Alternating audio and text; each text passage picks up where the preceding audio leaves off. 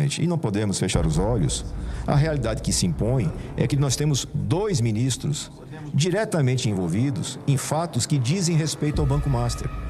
O ministro Alexandre, na medida em que ele tem a família dele, o escritório da família dele contratado por um valor astronômico para prestar um serviço jurídico que nós não conseguimos constatar concretude, que não corresponde àquilo que o valor representa, quase 80 milhões de reais.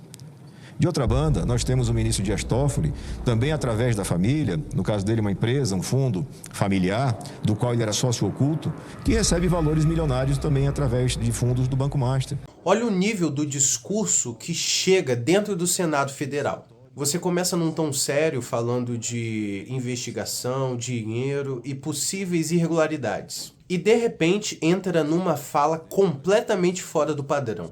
Isso aqui quebra totalmente a narrativa. Porque independente do conteúdo das acusações, quando o discurso desce para esse nível, ele perde completamente a força. Perde credibilidade, perde argumento e vira um discurso de ataque pessoal. Portar essa casa, notícia da Folha de São Paulo, dando conta de que o escritório de advocacia da família do ministro Alexandre de Moraes pretende me processar por conta de uma suposta afirmação que eu teria feito.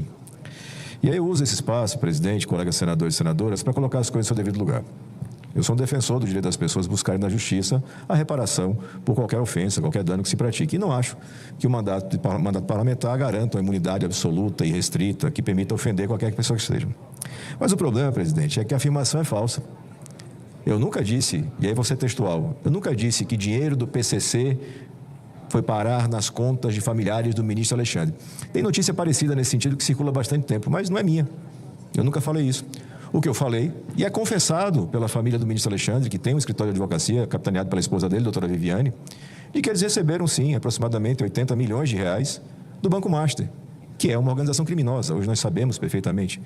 Não se sabia até um determinado momento, mas já sabemos hoje, notoriamente, era uma organização criminosa, voltada 100% para o cometimento de crime, fraudes em série, desvios, corrupção, tudo mais. Então, faça esse registro aqui, aproveitando o espaço do Senado, presidente e colegas, para que se reflita com relação a mais uma tentativa de intimidação da atuação parlamentar. E veja, e aqui nós temos 7 anos de convivência. Minha forma de atuar é sempre muito objetiva, muito clara, para que as pessoas que por acaso se incomodem possam reagir. Eu não faço plantação de notinha, eu não faço vazamento de documento, e eu não dou apoio a projetos, a votações, a requerimentos que, no meu sentir, não correspondam a uma realidade, que sejam apenas narrativa. Mas nós temos hoje, presidente Davi Alcolumbre, um movimento absolutamente ostensivo, claro, por parte de ministros do Supremo Tribunal Federal, no sentido de reduzir a autonomia desse poder que o senhor preside, por conta do voto unânime, praticamente, dessa casa. Veja, nós temos uma decisão do ministro Flávio Dino, que tenta interferir na forma de votação de requerimentos de quebra de sigilo. A gente não está falando do mérito da quebra. É possível, sim, a justiça corrigir na hipótese de, no mérito ou na forma do requerimento, aquilo está fora do acordo legal. Uma quebra de sigilo exige fundamentação, que seja específica, que seja direcionada. O ministro Dino invade a escolha feita pela comissão pela votação em globo, dando a entender, e ele reconhece na sua decisão, que essa regra não existe no regimento, não existe na lei. É criação da cabeça dele, ministro Flávio Dino. Dando a entender que seria necessário fazer um requerimento por vez, uma votação por vez, como se na justiça fosse feito assim. Na justiça não é feito assim. O delegado de polícia, o promotor, faz o pedido das quebras num requerimento só, e o magistrado também decide num requerimento só, numa decisão só. Ele não faz uma decisão para cada telefone ou para cada CPF. Ato contínuo, quase que em paralelo, o ministro Gilmar Mendes ressuscita um processo arquivado há 3 anos para simular uma prevenção e, se dando por prevento, conceder um habeas corpus para uma pessoa jurídica, o que não cabe de forma alguma.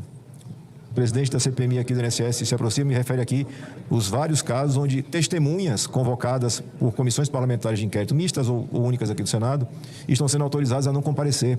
E veja, sempre eu faço inúmeras vezes a distinção para os colegas parlamentares e para quem acompanha a gente, para a imprensa. Diz, olha, se for um investigado, se for um processado, ele tem o direito de ficar calado, ele tem direito até de mentir.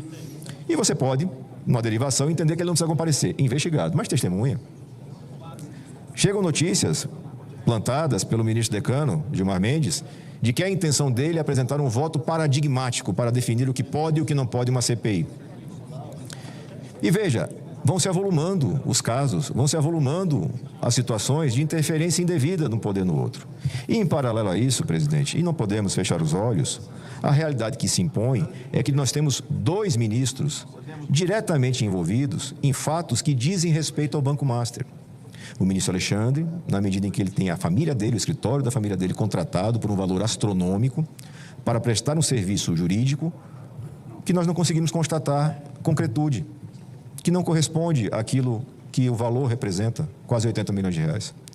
De outra banda, nós temos o ministro Dias Toffoli, também através da família, no caso dele uma empresa, um fundo familiar, do qual ele era sócio oculto, que recebe valores milionários também através de fundos do Banco Master. E mais grave ainda, que o Dias Toffoli se colocou como relator, tomou decisões, despachou um processo de investigação contra quem ele pagava numa suposta transação de cotas de participação num fundo. Então, são fatos muito graves, exigem apuração transparente. Eu sei do tamanho do desafio de Vossa Excelência, do quanto se coloca na mesa o peso do Poder Judiciário representado pela Suprema Corte, do quanto todos nós temos uma preocupação institucional, porque a justiça é um pilar da democracia. Mas, para ser pilar, tem que ter credibilidade. E esses ministros, não nós parlamentares, esses ministros estão destruindo a credibilidade da justiça. Porque essa justiça que se molda como se fosse alfaiataria ao interesse de quem protocola a petição, ou de quem subscreve, não é compatível com a Constituição brasileira. Não é compatível com uma república. Então, lhe faço essa reflexão e faço juntamente com os colegas, para que esta casa assuma o seu papel no nosso ajuste constitucional, que é de equilíbrio recíproco. Esta casa não está submetida ao judiciário. Essa casa se submete à lei. Lei que é feita aqui e não lá. E essas situações todas que estamos descrevendo, a possibilidade de uma CPI convocar uma testemunha, a possibilidade de uma CPI quebrar um sigilo, tudo isso está previsto na lei. A existência de uma CPI está prevista na Constituição, é direito de minoria. Então, é uma reflexão importante, sei que não é fácil, mas digo a Vossa Excelência, digo aos colegas, é absolutamente inevitável que a gente tenha algum mecanismo de apuração da conduta de determinados ministros. É inevitável. E será um constrangimento ainda maior demandar a instalação de uma comissão parlamentar de inquérito com essa finalidade do próprio Judiciário. Porque os ministros vão rasgar a Constituição, vão rasgar a sua própria jurisprudência, vão dizer que não cabe a CPI. Nós vamos esperar que os ministros construam uma tese argumentativa, amalucada, que diga que a comissão pode qualquer coisa menos investigar quem é poderoso? Hoje ouvimos uma testemunha na CPI do crime organizado detalhando a forma de atuação criminosa ao longo de anos do grupo controlador do Banco Master.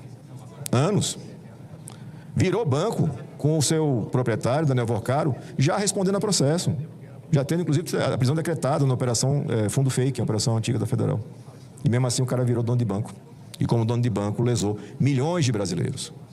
Não é um crime anódino, que não tem cara, que não tem vítima, não. É um crime concreto que lesou milhões de brasileiros, que tem conexão com a máfia do INSS, no segmento dos consignados, que tem corrupção em várias instâncias do poder público brasileiro, que atingiu centenas, talvez milhares de prefeituras e vários estados brasileiros, vários estados da nossa federação. Então, a reflexão é que Vossa Excelência seja iluminado para tomar uma decisão adequada, que seja em benefício, primeiro, dos brasileiros, mas também muito de preservação dessa casa, senhor presidente.